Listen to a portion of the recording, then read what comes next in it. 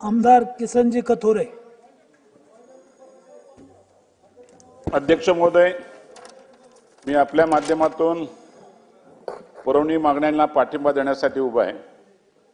गृह विभागाच्या पुरवणी मागणी क्रमांक B1 बाब क्रमांक 1 पान क्रमांक 1 माझ्या मतदारसंघातील मुरबाड विधानसभा मतदारसंघातील मुरबाड तालुक्यातील तालुका दिवाणी न्यायालयाची इमारत ही 100 वर्षापूर्वीची जुनी आहे आणि एवढी वाईट जीर्ण झालेली आहे ती की त्या ठिकाणी आम्ही गेल्या 2015 पासून प्रस्ताव तयार करतो, पण तो प्रस्तावाला अजूनही मान्यता मिळत नाही. पूर्ण त्याचा प्रस्ताव सादर केलेला आहे.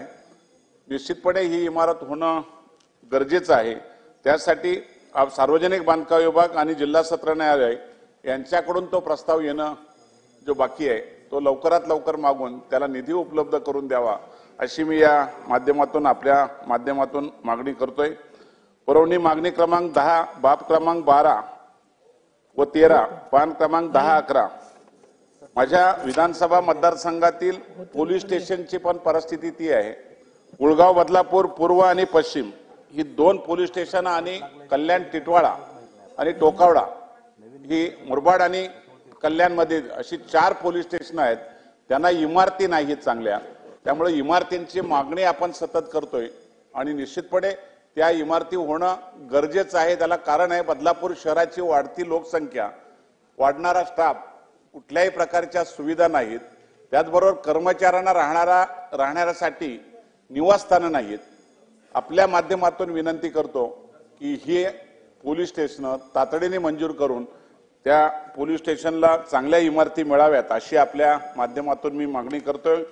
महत्त्वाचा विषय म्हणजे माझ्या विधानसभा मतदारसंघात राज्य उत्पादन शुल्क कार्यालय मंजूर झालेले आहे, पण ते भाड्याच्या जागेमध्ये आहे. माझी आपल्या माध्यमातून विनंती आहे, पुरवणी मागणी क्रमांक 2 बाब क्रमांक 12-13 या माध्यमातून आपल्याला विनंती करतोय की उत्पादन शुल्क विभागाचं जे कार्यालय आहे त्याला स्वतःची इमारत व्हावी अशी मी आपल्या माध्यमातून आपल्याला विनंती करतो आणि निश्चितपणे याला निधी देऊन आपण लवकरात लवकर त्याची मागणी पूर्ण करावी अशी विनंती करतो.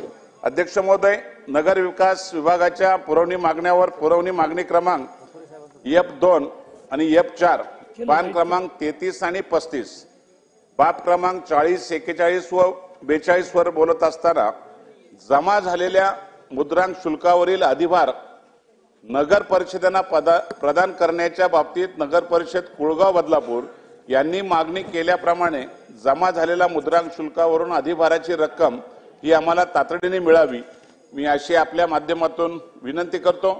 त्याचबरोबर वैशिष्ट्यपूर्णची कामे पूर्ण झालेत पण त्याला निधी नाही आणि त्यामुळे कामं करणाऱ्यांची सतत मागणी असते, पण त्यामुळे त्यांना निधी नसल्यामुळे निधी वितरित होत नाही आणि त्यामुळे नगर परिषदेला हा निधी लवकरात लवकर द्यावं अशा प्रकारचे आपल्या माध्यमातून मी विनंती करतो.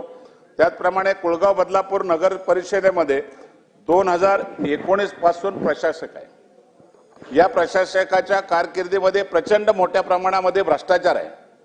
लोकप्रतिनिधी नसल्यामुळं त्या ठिकाणी पूर्ण मनमानी चालते आणि कुठल्याही प्रकारचा अधिकारी हे सर्वसामान्य नागरिकांना न्याय देण्यासाठी कधीही उपलब्ध होत नाहीत.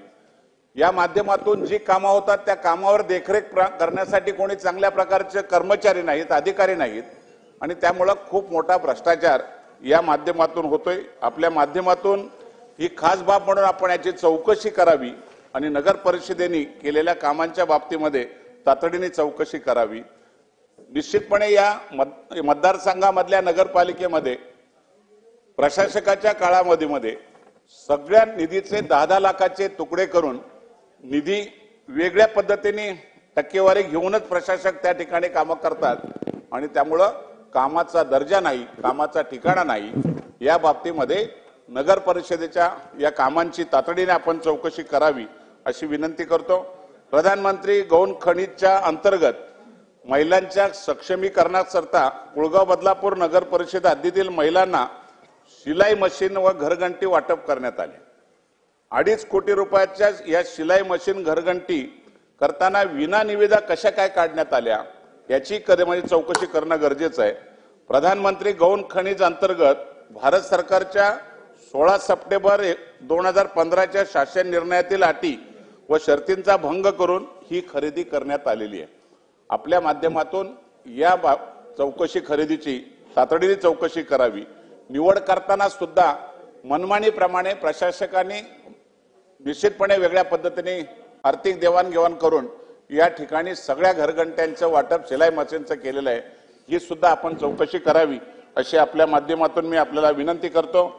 या निश्चितपणे नगरविकासच्या माध्यमातून MMRDA सुद्धा जो निधी येतोय तो या बदलापूर नगरपालिकेच्या लोकसंख्येच्या प्रमाणामध्ये येत नाही। तो निधी सुद्धा उपलब्ध होण्यासाठी आपण MMRDA सुद्धा आदेश द्यावेत आणि बदलापूरच्या वाढणाऱ्या शहराला खऱ्या अर्थाने दिलासा द्यावा अशी मी आपल्या माध्यमातून विनंती करतो आणि थांबतो।